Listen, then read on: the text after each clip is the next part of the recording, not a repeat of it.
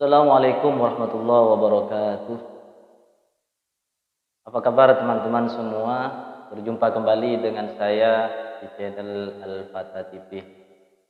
Dan kali ini saya akan menampilkan sedikit berbeda dari video-video yang sebelumnya.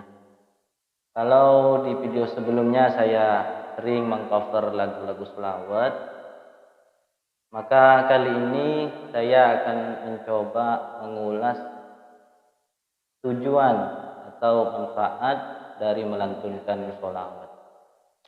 Mungkin ada sebagian teman-teman yang bertanya, apa sih tujuan kita melantunkan sholawat yang dikemas dengan musik atau iringan alat-alat tertentu seperti rebana, darbuka, dan lain sebagainya.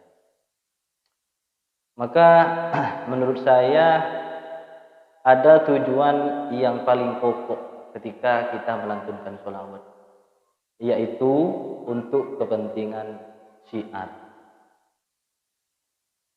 Syiar dalam artian kita menyampaikan, mengajak, ataupun mengenalkan kepada orang lain sholawat yang dengan harapan orang lain tersebut bisa bertambah kecintaannya kepada sholawat dan juga bertambah kecintaannya kepada Nabi kita Muhammad Shallallahu Alaihi Wasallam.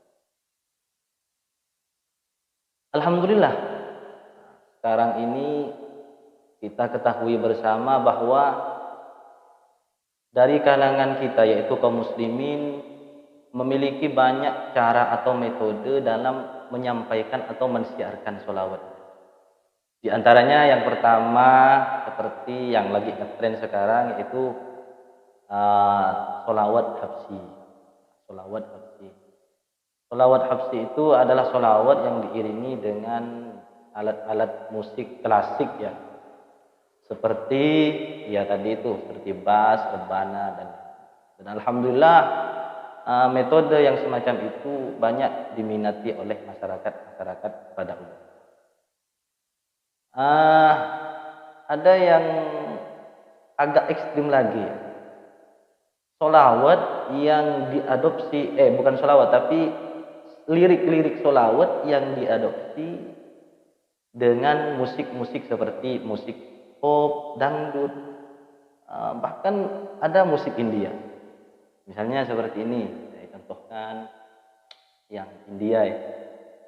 Nahnu jiranum bidzal harami haramil ihsani wal hasani. Nah, semacam itu. Terus contohnya lagi yaitu sholawat yang diiringi dengan musik-musik modern seperti organ tunggal, gitar, dan lain sebagainya. Ya, seperti video-video saya sebelumnya, saya mengcover lagu-lagu selawat dengan iringan musik modern. Nah, itulah salah satu contoh metode yang digunakan oleh orang-orang Islam, kaum muslimin dalam menyiarkan sholawat. Nah, dalam konteks ini ada hal yang menarik yang perlu kita perhatikan. Bahwasanya ada perbedaan ketika kita mendengarkan lantunan sholawat atau qasidah dengan kita mendengarkan musik-musik yang lain. Misalnya seperti pop, dangdut, dan lain sebagainya. Apa perbedaannya? Ketika kita mendengarkan musik-musik pop, dangdut, itu tidak ada pengaruh atau dampak positif yang kita dapatkan. Artinya positif di sini menambah semangat ibadah, menambah kecintaan kita kepada Nabi Muhammad. Itu enggak ada. Beda halnya ketika kita mendengarkan lantunan sholawat. Yaitu ketika kita mendengarkan sholawat itu selalu identik dengan keindahan, kesejukan, ketentraman ataupun ketenangan jiwa dan hati. Kira-kira Kenapa teman-teman? Apa sebabnya sholawat itu bisa menyejukkan, indah?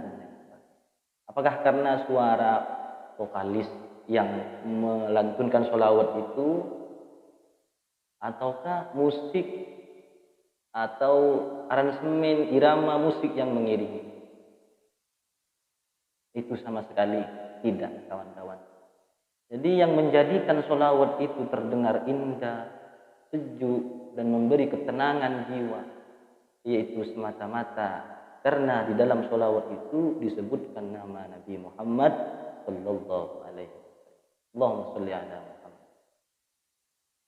Karena di dalam sholawat itu memuji-muji Nabi Muhammad, menceritakan sirah nabawiyah dan lain sebagainya, sehingga sholawat itu bisa memberi sentuhan-sentuhan yang positif kepada para pendengar. Seperti itu.